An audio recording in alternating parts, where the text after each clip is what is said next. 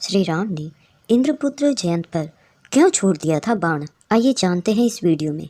भगवान श्री राम को सर्वश्रेष्ठ धनुर्धारी माना जाता है। प्रभु श्री राम कोदंड नाम का धनुष बाण धारण करते हैं।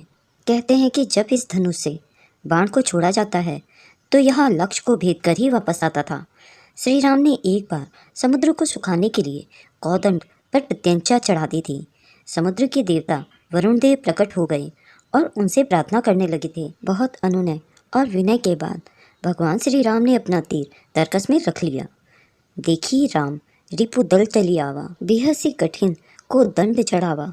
अर्थात शत्रुओं की सेना को निकट आते देखकर श्री रामचंद्र जी ने हंसकर कठिन धनुष को दंड को चढ़ाया। एक बार की बात है, देवराज इंद्र के पुत्र जयंत ने श्री राम की शक्ति को चुनौती देने के उद्देश्य से अहंकारवश कौवे का रूप धारण किया और सीता जी को पैर में चोंच मारकर लहू बहाकर भागने लगा। तुलसीदास जी लिखते हैं कि जैसे मंदबुद्धि चींटी समुद्र की थाह पाना चाहती हो, उसी प्रकार से उसका अहंकार बढ़ गया था और इस अहंकार के कारण वह सीता चरण चोंच हति भागा, मूढ़ मंदमति कारण कागा, चला रुधिर रघुनायक जाना, सीख धनुष सहायक संधाना।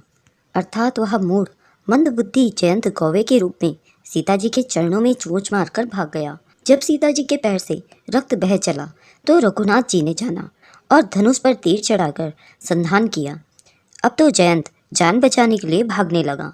वह अपना असली रूप धरकर पिता इंद्र के पास गया, पर इंद्र ने भी उसे श्री राम का विरोधी जानकर अपने पास नहीं रखा। तब उसके हृदय में निराशा से भय उत्पन्न हो गया और वह भयभीत होकर भागता फिरा, लेकिन किसी ने भी उसको शरण नहीं दी, क्योंकि श्री रामचंद्र जी के द्रोही को कौन हाथ लगाए।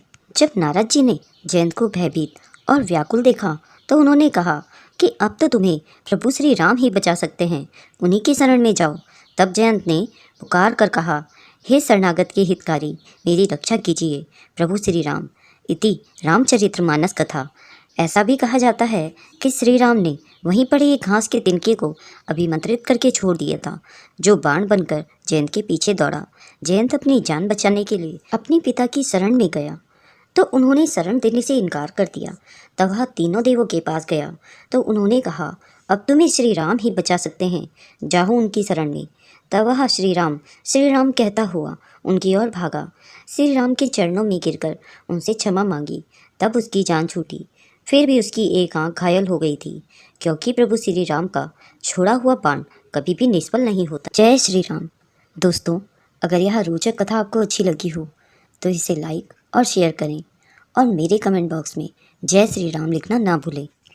और ऐसी ही रोचक कथाओं के लिए मेरे चैनल को सब्सक्राइब करना ना भूलें।